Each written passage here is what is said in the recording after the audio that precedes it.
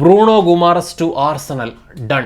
75 million fixed ഫീക്കാണ് Arsenal ന്യൂകാസിലിൽ നിന്ന് ഈ ഒരു ബ്രൂണോ ഗുമാറസിനെ സൈൻ ചെയ്യാൻ ഒരുങ്ങുന്നത്. ശരിക്കും ഈ ഒരു ആർസണലും അതേപോലെ തന്നെ ന്യൂകാസിലും തമ്മിൽ ബ്രൂണോ ഗുമാറസിന് വേണ്ടിയുള്ള നെഗോസിയേഷൻ തുടങ്ങിയ സമയത്ത് ന്യൂകാസിലുമായിട്ട് ബന്ധപ്പെട്ടുള്ള ജേർണലിസ്റ്റുകൾ അതേപോലെ തന്നെ ന്യൂകാസിലിൻ്റെ ഫാൻസ് ഇവരൊക്കെ ഒന്നടങ്കം പറഞ്ഞുകൊണ്ടിരുന്നത് ന്യൂകാസിലിൻ്റെ ഒരു വാല്യുവേഷൻ എന്ന് പറയുന്നത് 100 മില്യൺ പൗണ്ട്സ് ആണെന്നാണ്. കാരണം ന്യൂകാസിൽ ഇതിന് മുന്നേ അവരുടെ സാൻഡ്രോ ടൊണാലിയെ ടോട്ടനാമിന് വിറ്റത് 100 മില്യൺ പൗണ്ട്സിനാണ്. അപ്പോൾ ആ ഒരു വാല്യുവേഷനെ മീറ്റ് ചെയ്താൽ മാത്രമേ ബ്രൂണോ ഗുമാറസിനെ ന്യൂകാസിൽ വിൽക്കത്തുള്ളൂ എന്നായിരുന്നു ഫാൻ ബേസിൻ്റെയും അതുപോലെ തന്നെ ന്യൂകാസിലുമായിട്ട് ബന്ധപ്പെട്ടുള്ള ജേർണലിസ്റ്റുകളുടെയൊക്കെ ഒരു നിലപാട് അതായിരുന്നു.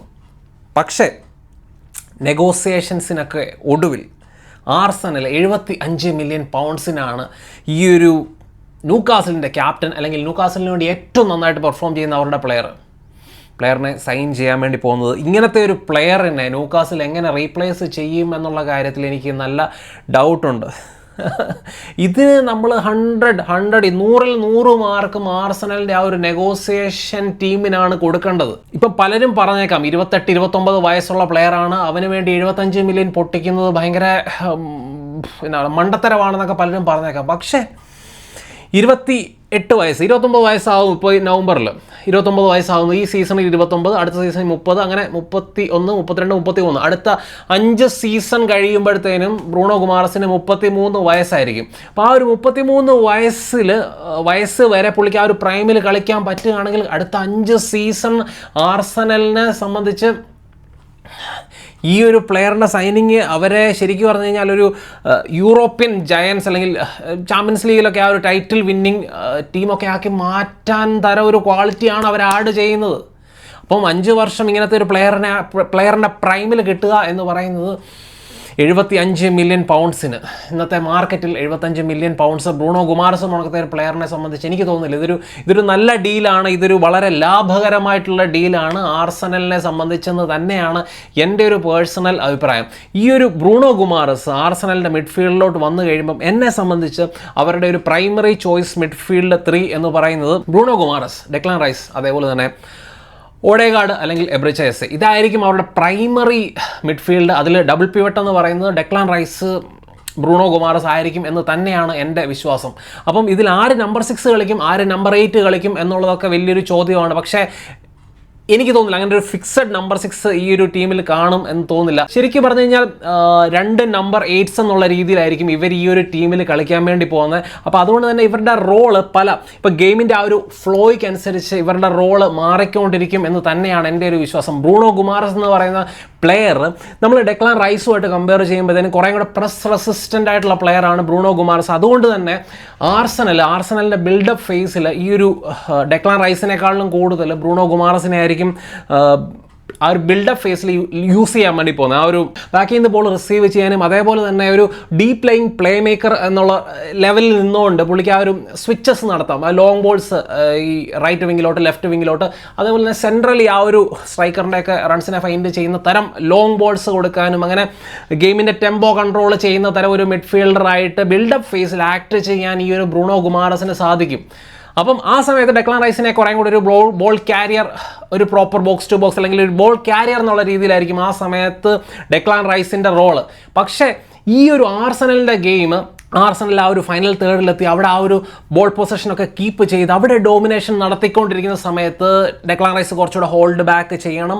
ബ്രൂണോ ഗുമാറസിന് ആ ഒരു ഫ്രീഡം കൊടുക്കണം മുന്നോട്ട് പോകാനും ആ ഒരു ഗെയിമിൽ ഇൻവോൾവ് ചെയ്യാനും ഇൻ ബിറ്റ്വീൻ ദ ലൈൻസ് ഡിഫൻസിനും മിഡ്ഫീൽഡിനും ഇടയ്ക്ക് ആ ഒരു ലൈൻസിൻ്റെ ഇടയ്ക്ക് നിന്ന് ബോൾ റിസീവ് ചെയ്യാനും അവിടെ നിന്നുകൊണ്ട് ലൈൻ ബ്രേക്കിംഗ് പാസസ് കൊടുക്കാനൊക്കെ കഴിയുന്ന പ്ലെയറാണ് ബ്രൂണോ ഗുമാറസ്.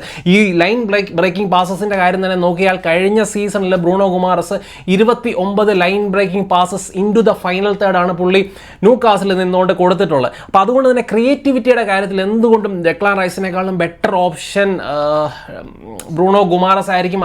അതുകൊണ്ട് തന്നെ ഫൈനൽ തേർഡിൽ പൊസഷൻ കൂടുതൽ ഡോമിനേറ്റ് ചെയ്യുന്ന സമയങ്ങളിൽ എന്തുകൊണ്ടും ബ്രൂണോ ഗുമാറസിനെ മുന്നോട്ട് പുഷ് ചെയ്യണം എന്ന് തന്നെയാണ് എൻ്റെ അഭിപ്രായം. അതുമാത്രമല്ല ബ്രൂണോ ഗുമാറസ് ശരിക്കും ഫൈനൽ തേർഡിൽ വെറും ഒരു ചാൻസ് ക്രിയേറ്റർ മാത്രമല്ല ബോൾ വിന്നറും കൂടാണ്. നമ്മൾ നോക്കുകയാണെങ്കിൽ ബ്രൂണോ ഗുമാറസ് കഴിഞ്ഞ സീസണിൽ ഏകദേശം 1.6 ടാക്കിൾസ് പെർ 90, അതേപോലെ തന്നെ 6.1 ഡ്യുവൽസ് പെർ 90 ഒക്കെ വിൻ ചെയ്യുന്ന പ്ലെയറാണ്. അപ്പോൾ അതുകൊണ്ട് തന്നെ ഡിഫെൻസീവ്ലി ഓഫ് ദ ബോൾ പുള്ളിയുടെ വർക്ക് റേറ്റും ആർസണലിന് വളരെ ഗുണകരമാണ്. അപ്പോൾ അങ്ങനെ ആ ഒരു ഓപ്പോസിഷൻ്റെ ഹാഫിൽ ആ ഒരു ബോൾ വിൻ ചെയ്ത് പെട്ടെന്ന് ആ ഒരു ഹൈ ടേൺ ഓവർ വഴി ആർസണലിന് തിരിച്ച് വീണ്ടും അറ്റാക്ക് ചെയ്യാനുള്ള ആ ഒരു ഓപ്ഷൻ, അതും ബ്രൂണോ ഗൊമാറസ് ആ ഒരു മിഡ്ഫീൽഡിലോട്ട് വരുമ്പോഴത്തേനും ആർസണലിന് കൊടുക്കും എന്ന് തന്നെയാണ് എൻ്റെ വിശ്വാസം. ഇതൊന്നും അല്ലാതെ നമുക്ക് എല്ലാവർക്കും അറിയാം, ഗോൾ സ്കോറിങ്ങിൻ്റെ കാര്യത്തിൽ കഴിഞ്ഞ സീസണിൽ ഏകദേശം 9 ഗോളും 8 അസിസ്റ്റുമാണ് ന്യൂകാസിലിന് വേണ്ടി കഴിഞ്ഞ സീസണിൽ എല്ലാ മത്സരങ്ങളിലുമായിട്ട് ബ്രൂണോ ഗുമാറസിൻ്റെ കോൺട്രിബ്യൂഷൻ. അതുകൊണ്ട് തന്നെ പുള്ളി ഒരു ഗോൾ സ്കോററാണ്. ആ ഒരു ഗോൾ സ്കോറിംഗ് എബിലിറ്റിയും ആർസണലിൽ യൂസ് ചെയ്യണം എന്ന് തന്നെയാണ് എൻ്റെ അഭിപ്രായം. നമ്മൾ ഈ ഒരു ആർസണലിൻ്റെ സ്ട്രൈക്കറിനെ ആയാലും അതേപോലെ തന്നെ അവരുടെ അറ്റാക്കിംഗ് മിഡ്ഫീൽഡർ ഇപ്പം ഒഡേഗാർഡോ അല്ലെങ്കിൽ എബ്രിച്ചസ് ഇവരെയൊക്കെ മാർക്ക് ചെയ്യുന്ന സമയത്ത് കിട്ടുന്ന ആ ഒരു സ്പേസ്, അവിടോട്ട് ആ ഒരു ലേറ്റ് റൺസ് അല്ലെങ്കിൽ ബോക്സ് ക്രാഷിംഗ് റൺസ് നടത്താൻ കഴിയുന്ന പ്ലെയറാണ് ബ്രൂണോ ഗുമാറസ്. അങ്ങനെ ഗോളുകൾ സ്കോർ ചെയ്യാനും കഴിയുന്ന പ്ലെയറിനെ എന്തുകൊണ്ടും ആ ഒരു ഫൈനൽ തേർഡിൽ ആർസണൽ ഗെയിം ഡോമിനേറ്റ് ചെയ്യുന്ന സമയത്ത് യൂസ് ചെയ്യണം എന്ന് തന്നെയാണ് എൻ്റെ അഭിപ്രായം. ഇത് കഴിഞ്ഞിട്ട് നമ്മൾ ആ ഒരു ഡിഫെൻസീവ് ആസ്പെക്ട് നോക്കുകയാണെങ്കിൽ ബ്രൂണോ ഗുമാറസ് ഡിഫെൻഡ് ചെയ്യുന്നതെന്ന് പറയുന്നത് ഓപ്പോസിഷൻ്റെ ഗെയിം കുറേയും കൂടെ ടാക്ടിക്കലി അല്ലെങ്കിൽ ആ ഒരു ഓപ്പോസിഷൻ്റെ ഗെയിം കുറേയും കൂടെ റീഡ് ചെയ്ത് അവരുടെ ടാക്ടിക്കലി ഉള്ള അവരുടെ ഗെയിം എങ്ങനെയാണെന്ന് മനസ്സിലാക്കി അതിനനുസരിച്ച് പൊസിഷൻ ചെയ്താണ് പുള്ളി ആ ഒരു ടാക്കിൾസ് നടത്തുകയും അതേപോലെ തന്നെ ഡ്യുവൽസ് നടത്തുകയൊക്കെ ചെയ്ത് ബോൾ വിൻ ചെയ്യുന്നത്. പക്ഷേ നമ്മൾ ഡെക്ലാൻ റൈസിനെ തമ്മിൽ കമ്പയർ ചെയ്യുമ്പോൾ ഡെക്ലാൻ റൈസ് കുറേ കൂടെ ഒരു പേസി ആയിട്ടുള്ള പ്ലെയറാണ്. അപ്പോൾ ആ ഒരു റിക്കവറി പേസും കാര്യങ്ങളൊക്കെ കൂടുതൽ ഡെക്ലാൻ റൈസിനുണ്ട്. അതുകൊണ്ട് തന്നെ എന്നെ സംബന്ധിച്ച് ഓപ്പോസിഷൻ ആ ഒരു കൗണ്ടർ അറ്റാക്ക് ചെയ്ത് മുന്നോട്ട് പോകുന്ന സമയത്ത് ഡെക്ലാൻ റൈസിന് ആ ഒരു ഡെക്ലാൻ റൈസിൻ്റെ വലിയ ലോങ് സ്ട്രെച്ച് നടത്തിയുള്ള പുള്ളിയുടെ ആ ഒരു റൺസ് നടത്തി ആ ഒരു പേസ് ജനറേറ്റ് ചെയ്ത് പോയി അറ്റാക്കേഴ്സിനെ പോയി ഫോളോ ചെയ്ത് പിടിച്ച് ടാക്കിൾ നടത്തി ബോൾ വിൻ ചെയ്യാനുള്ള കഴിവ് ഡെക്ലാൻ റൈസിനുണ്ട്. അപ്പോൾ അങ്ങനെ ഈ ഒരു ഡിഫറൻസ് രണ്ട് പ്ലെയേഴ്സും ഡിഫെൻഡ് ചെയ്യുന്ന ആ ഒരു രീതിക്കുണ്ട്. അപ്പോൾ അതുകൊണ്ടാണ് ഞാൻ പറഞ്ഞ ഈ ഒരു ഫൈനൽ തേർഡിൽ ആർസണൽ ഗെയിം ഡോമിനേറ്റ് ചെയ്ത സമയത്ത് ബ്രൂണോ ഗുമാറസിന്റെ പൊസിഷൻ കുറേ കൂടെ അഡ്വാൻസ് പൊസിഷനിലായിരിക്കണം. ഡെക്ലാൻ റൈസ് കുറച്ചുകൂടെ ഹോൾഡ് ബാക്ക് ചെയ്ത് ഡിഫൻസിനെയൊക്കെ സ്ക്രീൻ ചെയ്യുന്ന ആ ഒരു പ്ലെയറായിട്ട് നിൽക്കണം എന്ന് ഞാൻ പറയുന്നത് ഇവരുടെ ഈ ഒരു സ്ട്രെങ്ത് മനസ്സിലാക്കി തന്നെയാണ്. പിന്നെ നമ്മൾ ഈ ഒരു ബ്രൂണോ ഗുമാറസിൻ്റെ ഇഞ്ചുറി റെക്കോർഡൊക്കെ നോക്കുകയാണെങ്കിൽ അത്രയ്ക്ക് ഇഞ്ചുറി പ്രോൺ ആയിട്ടുള്ള ഒരു പ്ലെയർ അല്ല ബ്രൂണോ ഗുമാറസ്. അപ്പോൾ അതും വലിയൊരു അഡ്വാൻറ്റേജ് ആണ് ആർസണലിനെ സംബന്ധിച്ച്. ഈ ഒരു ബ്രൂണോ ഗുമാറസ് ന്യൂകാസിലിൽ വന്ന സമയം എന്ന് പറയുന്നത് 2021-22 സീസണാണ്. മിഡ് സീസൺ ജനുവരിയിലാണ് പുള്ളി ലയോണിൽ നിന്ന് ന്യൂകാസിലിനെ ജോയിൻ ചെയ്യുന്നത്. അപ്പോൾ അന്നേരം മുതലുള്ള നമ്മുടെ പുള്ളിയുടെ ഇഞ്ചുറി റെക്കോർഡ് നോക്കുകയാണെങ്കിൽ 2021-22 സീസണിൽ ഒറ്റ മത്സരം പോലും പുള്ളി മിസ് ചെയ്തിട്ടില്ല. അതായത് ജനുവരി മുതൽ സീസൺ എൻഡ് വരെയുള്ള മത്സരങ്ങളിലൊന്നും തന്നെ പുള്ളി മിസ് ചെയ്തിട്ടില്ല. പിന്നെ നമ്മൾ 2022-23 സീസണിൽ നോക്കുകയാണെങ്കിൽ ആംഗിൾ ഇഞ്ചുറി കാരണം 3 മത്സരങ്ങൾ ബ്രൂണോ ഗുമാറസ് മിസ് ചെയ്തു. 2023-24 സീസണും 24-25 സീസണും ഒറ്റ മത്സരം പോലും ബ്രൂണോ ഗുമാറസ് മിസ് ചെയ്തിട്ടില്ല. പിന്നെ കഴിഞ്ഞ സീസൺ 2025-2026 സീസണിൽ 14 മത്സരങ്ങൾ ഹാംസ്ട്രിങ് ഇഞ്ചുറി കാരണം മിസ് ചെയ്തു. ഇതാണ് പുള്ളിയുടെ ഏറ്റവും വലിയൊരു ഇഞ്ചുറി കാരണം പുള്ളി ഏറ്റവും കൂടുതൽ മത്സരങ്ങൾ മിസ് ചെയ്തത് കഴിഞ്ഞ സീസണിലാണ്. അപ്പം പുള്ളിയുടെ ഒരു ഇഞ്ചുറി റെക്കോർഡ് നോക്കുകയാണെങ്കിൽ കഴിഞ്ഞ പല സീസണുകൾ നോക്കുകയാണെങ്കിൽ നല്ലൊരു ഇഞ്ചുറി റെക്കോർഡുള്ള മനുഷ്യൻ, ഫിറ്ററായിട്ടുള്ള പ്ലെയർ, ആർസണലിലേക്ക് ന്യൂകാസിലിൻ്റെ ക്യാപ്റ്റനെയാണ്. ആ ഒരു ലീഡർഷിപ്പും എക്സ്പീരിയൻസും ക്വാളിറ്റിയും. ഞാൻ പിന്നെ പറയാൻ മറന്നുപോയൊരു സ്റ്റാറ്റ്സ് എന്ന് പറയുന്നത് പുള്ളിയുടെ ആ ഒരു ലൈൻ ബ്രേക്കിംഗ് പാസസ് ഞാൻ പറഞ്ഞു. 29 ലൈൻ ബ്രേക്കിംഗ് പാസസ് ആണ് കഴിഞ്ഞ സീസണിൽ പുള്ളി ഫൈനൽ തേർഡിലേക്ക് കൊടുത്തത്. അപ്പം ക്രിയേറ്റിവിറ്റിയുടെ കാര്യത്തിൽ ആ ഒരു 29 ലൈൻ ബ്രേക്കിംഗ് പാസസ് നമുക്ക് എടുത്ത് പറയാം. പിന്നെ ഈ ഒരു ഗെയിമിൻ്റെ ടെമ്പോ കൺട്രോൾ ചെയ്യുന്ന തരം പ്രോഗ്രസീവ് പാസിങ്ങിൻ്റെ കാര്യം നോക്കുകയാണെങ്കിൽ ഏകദേശം 210 പ്രോഗ്രസീവ് പാസസ് ആണ് പുള്ളി കഴിഞ്ഞ സീസണിൽ അറ്റംപ്റ്റ് ചെയ്തത്. അതിൽ നമ്മൾ നോക്കുകയാണെങ്കിൽ ഏകദേശം 6.8 പ്രോഗ്രസീവ് പാസിംഗ് ആണ് പെർ ഗെയിം പുള്ളിക്കുള്ളത്. അപ്പോൾ അത് ഗെയിമിൻ്റെ ടെമ്പോ കൺട്രോൾ ചെയ്യാൻ എന്തുമാത്രം സഹായിക്കും എന്നുള്ളതും എടുത്തു കാണിക്കുന്ന ഒരു കാര്യമാണ്. അപ്പോൾ ആർസണലിൻ്റെ മിഡ്ഫീൽഡിലോട്ട് ഈ ഒരു പ്ലെയറും കൂടെ വന്നു കഴിയുമ്പോൾ അവിടെ മിഡ്ഫീൽഡേഴ്സിൻ്റെ ആധിക്യമാണ് ഇതിൽ ഏറ്റവും കൂടുതൽ അനുഭവിക്കാൻ പോകുന്നത്. എനിക്ക് തോന്നുന്നത് മൈൽസ് ലൂയിസ് കെലിക്കാണ്. മൈൽസ് ലൂയിസ് കെലി പോകണക്ക് അത്രയും യങ്ങറായിട്ടുള്ള ഒരു പ്ലെയറിന് ഗെയിം ടൈം അടുത്ത സീസൺ വരാൻ പോകുന്ന സീസണിൽ കിട്ടുമോ എന്നുള്ള കാര്യത്തിൽ എനിക്ക് നല്ല സംശയമുണ്ട്. കാരണം അവിടുത്തെ ഒരു 4th അല്ലെങ്കിൽ 5th ചോയ്സ് മിഡ്ഫീൽഡറായി മാറിയിട്ടുണ്ട് ഇപ്പോൾ മൈൽസ് ലൂയിസ് കെലി. അവരുടെ ഇപ്പം പ്രത്യേകിച്ച് നമ്മൾ നമ്പർ 6 പൊസിഷനിൽ തന്നെ നോക്കുകയാണെങ്കിൽ ബ്രൂണോ ഗുമാറസ് അല്ലെങ്കിൽ ഡെക്ലാൻ റൈസിനെ തന്നെ വിചാരിച്ചു. ഡെക്ലാൻ റൈസ്, സുബി മെൻഡി, അതേപോലെ തന്നെ ക്രിസ്ത്യൻ നോർഗാർഡ്, ഇതും കഴിഞ്ഞിട്ടാണ് മൈൽസ് ലൂയിസ് കെലിയുടെ സ്ഥാനം. അപ്പം അവിടുത്തെ 4ാമത്തെ ചോയ്സ് നമ്പർ 6 ആണ് മൈൽസ് ലൂയിസ് കെല്ലി. അതുകൊണ്ട് തന്നെ നിങ്ങൾ വിൽക്കുന്നത് നല്ല കാര്യമായിരിക്കും. കാരണം യുണൈറ്റഡ് പോണക്കത്തെ ഞങ്ങളുടെ ടീമിനൊക്കെ ആ ഒരു നമ്പർ 6 ഒരു പ്ലെയർ വേണം. മൈൽസ് ലൂയിസ് കെല്ലി ഒരു 50 മില്യന് താഴെ കിട്ടുകയാണെങ്കിൽ, അല്ലെങ്കിൽ ഒരു 50 മില്യൺ വരെ നമുക്ക് കൊടുത്ത് സൈൻ ചെയ്യാൻ പറ്റുന്ന തരം ഒരു പ്ലെയറാണ്. പക്ഷെ ആർസനൽ വിൽക്കും എന്നുള്ള വലിയ പ്രതീക്ഷയൊന്നും എനിക്കില്ല.